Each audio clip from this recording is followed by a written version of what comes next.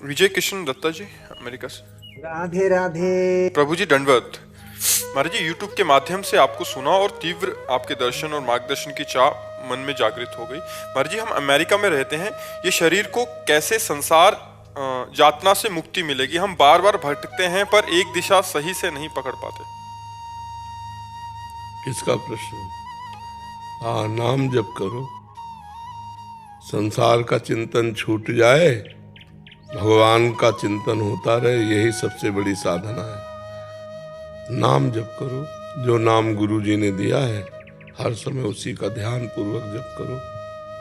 कोई भी मिनट नाम जप से खाली न जाए, अभी सब ठीक हो जाएगा। हर श्वास में अधिक से अधिक नाम जप करो, हर मिनट में भगवान का नाम स्मरण करो।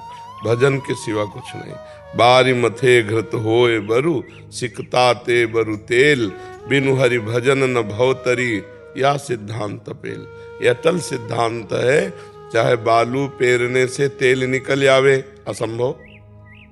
चाहे पानी मथने से घी निकल आवे, असंभव।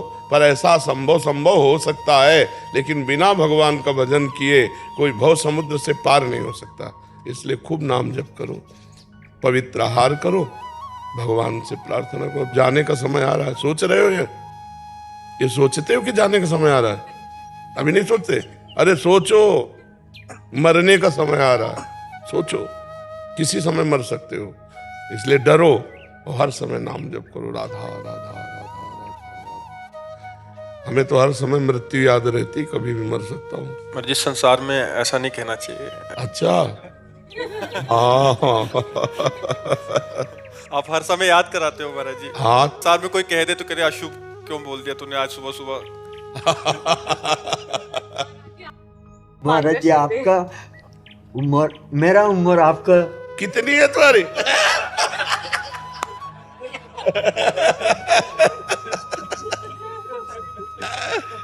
खूब नाम जप करो। यूट्यूब से आपको बात सुन के मेरा बहुत प्यारा लगता है, इसलिए मेरा मन में ये हो सकता है मैं एक टाइम वृंदावन में जाएगा और महाराज जी को।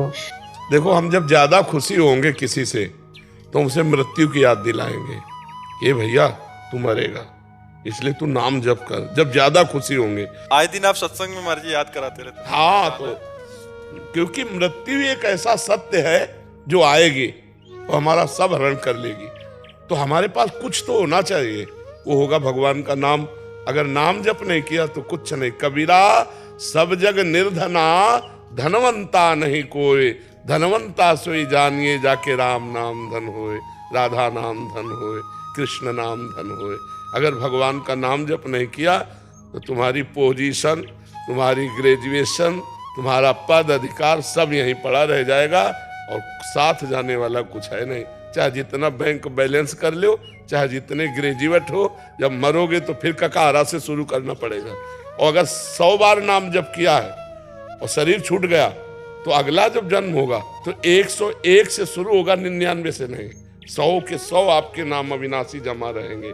इसलिए बहुत, और चाहे जितने युग बीत जाएं वो नाम आपकी उन्नति ही करता चला जाएगा, आपको विपत्ति संकट से बचाएगा, परम आनंद प्रदान करेगा। भक्ति बीज पलटे नहीं, जो जुग जाए अनंत, ऊंच नीच कुल उपजय होए संत को संत। वो भगवान का निज दास ही रहेगा। इसलिए नाम जप करने के लिए ये डर जरूरी है। अच्छा, डर भी है और सत्य बात है। पता नहीं शाम हो कि ना हो हमारी, अब क्या भरोसा बताओ। कोई भोजन पा रहा है, कवल नहीं ले जा पा रहा, मर रहा है। कोई नाच रहा है, ऐसे नहीं कर पा रहा, मर रहा है। तो अब क्या भरोसा। गाड़ी में फिल्मी गाना सुनते जा रहे हैं और ऐसा धक्के से खत्म हो, क्या भरोसा। पानी का बुलबुला कब फूट जाए। अंजुली कस के चाहे जितना पकड़ लो, पानी टिकेगा नहीं, पूरा खाली हो जाएगा। ऐसे ही चाहे जितना तुम मकरत ध्वज खाओ, चाहे सोने के भस्म खाओ, मरोगे पक्का। तो जब मरना ही है तो वो चीज कमा लो जो अविनाशी है, वो है भगवान का नाम, भगवान का भजन, परोपकार, दूसरों का हित, दूसरों का मंगल। प्राय मना करते रहते हैं कि घूस मत लो, क्योंकि तुम्हें थोड़ा प्रलोभन तुम्हारे शरीर को नष्ट कर देगा, तुम्हारी पोजीशन को नष्ट कर देगा, तुम्हारे परिवार की आशाओं में पानी फेर देगा। उन्होंने दिखाया कि कहीं का कोई अफसर जो है पुलिस विभाग का 50,000 रुपये घूस ली। और वो जो उनके डिपार्टमेंट होते हैं ना, वो पकड़ने वाले, अब ऐसी बुरी तरह उनको घसीट करके गाड़ी में डाल रहे थे। तब उस समय हम उनके चेहरे को देख रहे थे कि अब विचार करो, जो सरकार फीस देती है, अगर उसमें स्थित रह करके आप निर्दोष को छोड़ देते और दोषियों को दंड देते तो तुम्हें सलूट मारी जाती, और आज तुमने चूक कर दी। क्या 50,000? लेकिन वो बेइज्जती जो आपको आपकी वर्दी सहित आपको पकड़ करके गाड़ी में ऐसे ठूस रहे हैं जैसे आपने कभी दोषियों को ठूसा होगा। तो अब आप विचार करो, थोड़ा सा सत्संग न मिलने के कारण, अध्यात्म में ना होने के कारण कि हमारा 50,000 एक्स्ट्रा में आ जाएगा, पूरा जीवन ही बर्बाद। अब उनके रिश्तेदार, नातेदार, माता पिता, पत्नी, पुत्र, परिवार सब दुखी हुए कि नहीं हुए, और खुद जेल जाएंगे, और खुद वो बिल्ला का जो अपमान हुआ उसको जीवन भर दुख भोगेंगे। नहीं, कितनी शान है इस बिल्ले में। भारतीय सरकार का सम्मान का प्रतीक है। आप अपने धर्म से चले तो कितना जोर का है।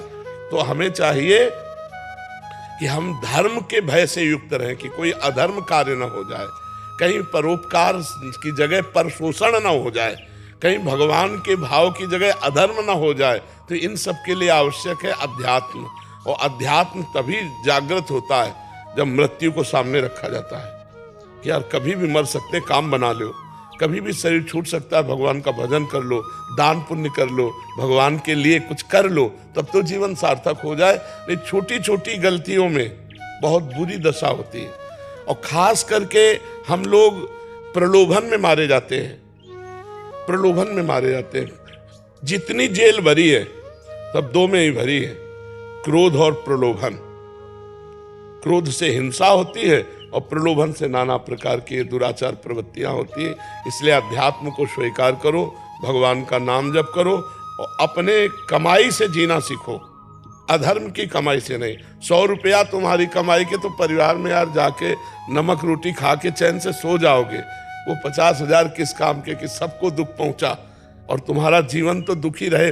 कभी सर उठा के चलने लायक आदमी नहीं होगा। अगर इज्जतदार हो तो सोचो, ऐसा हमें नहीं चाहिए वो 50,000 रुपये जिसमें हमारे को नेत्र झुकाने पड़े। हम सिंह की तरह नेत्र रखेंगे, हमारे जो सरकार देती है उसी से जिएंगे, तो आपकी एक इज्जत रहेगी, आपकी एक शान रहेगी। ऐसे ही जैसे वकील आते हैं, जज आते हैं, तो हम यही प्रार्थना करते हैं कि आप अपने धर्म में रहिएगा, धर्म के विरुद्ध प्रलोभन में मत फंसिएगा। नहीं, आपको लगेगा कि बड़ा लाभ मिल रहा है, लेकिन जिनके लिए लाभ मिल रहा है वही नहीं रहेंगे तो लाभ किस काम का। भगवान तुम्हारे परिवार को सुरक्षित रखे, भले आप थोड़ा गरीब रहो लेकिन सुखपूर्वक रहो। इतने धनी बनने की कोशिश मत करो कि आगे तुम्हें रोना पड़े, पछताना पड़े।